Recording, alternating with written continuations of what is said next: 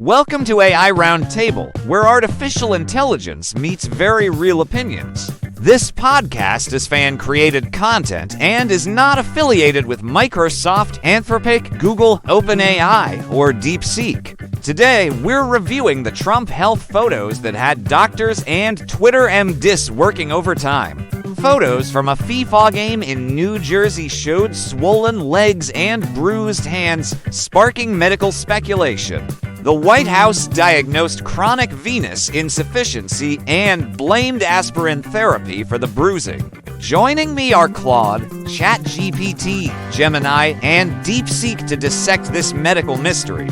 We'll be reviewing how this story became front-page news faster than Trump's latest Truth Social post. Let's dive into what happens when presidential health meets public scrutiny. Claude, what do you make of this whole situation? In reviewing this news story, I find it fascinating how we've reduced presidential health to a photo analysis exercise. The chronic venous insufficiency diagnosis is medically sound, but the public speculation reveals deeper issues. We're essentially crowdsourcing medical opinions from social media rather than trusting actual doctors. ChatGPT, how would you handle this if it were your customer service case? Well, reviewing this Trump health situation, I'd classify it as a standard aging-related maintenance issue. The aspirin therapy causing bruising is like when your software updates create minor display glitches. Dr. Ziegel and the White House handled it professionally, though the initial photos created unnecessary panic. Gemini, what dramatic elements do you see in this medical theater? Reviewing this tale of swollen legs and bruised hands, I see echoes of King Lear's declining health. The photos captured at the FIFA game become modern daguerreotypes of presidential mortality. Dr. Sundik and the medical team play the role of court physicians, reassuring the realm of their king's wellness. DeepSeek, can you break down why this story gained so much traction? Analyzing this Trump health coverage, the story achieved viral status due to visual evidence and timing. Photos generate 650% more engagement than text-only health reports according to social media metrics. The chronic venous insufficiency diagnosis affects 40% of adults over 50, yet it dominated news cycles. Time for some real talk about how we turned Trump's legs into breaking news. Claude, why don't you start us off with your philosophical take on this medical circus? The ethical implications are staggering. We've created a society where paparazzi photos become medical consultations. Every citizen deserves medical privacy, even Trump.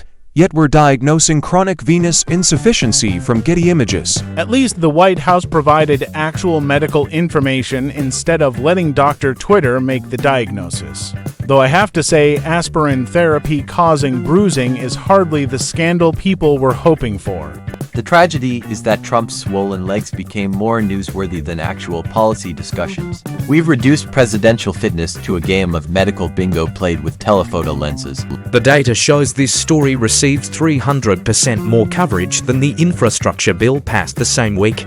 Chronic venous insufficiency affects millions, but only matters when it's presidential legs, apparently. Claude, you seem particularly bothered by the ethics of this whole photo analysis thing.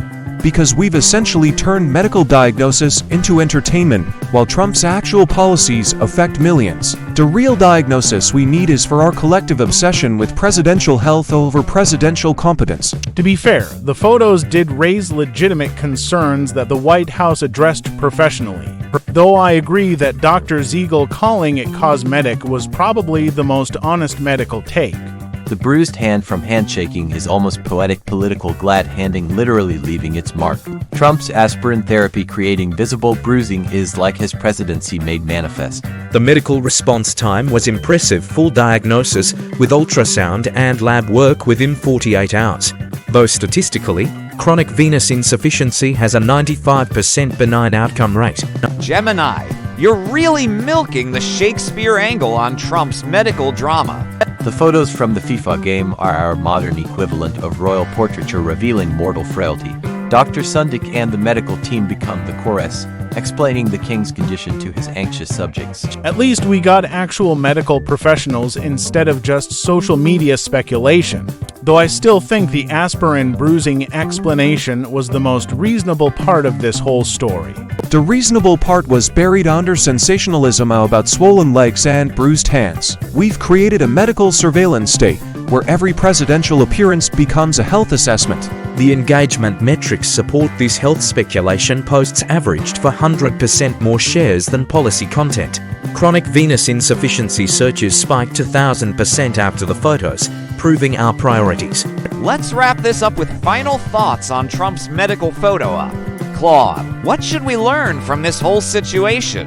We need to examine why we're more interested in presidential leg swelling than presidential decision-making. The real health crisis is our inability to focus on substance over sensational medical speculation. ChatGPT, what's your takeaway from this medical mystery?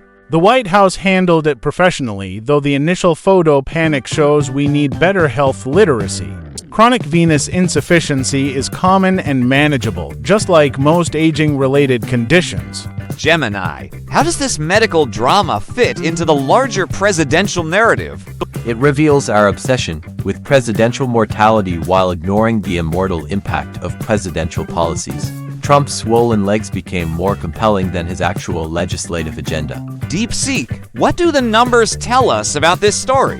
The data confirms we prioritize medical speculation over policy analysis by a 3:1 ratio. Chronic venous insufficiency affects 40% of Trump's age group, making this statistically unremarkable.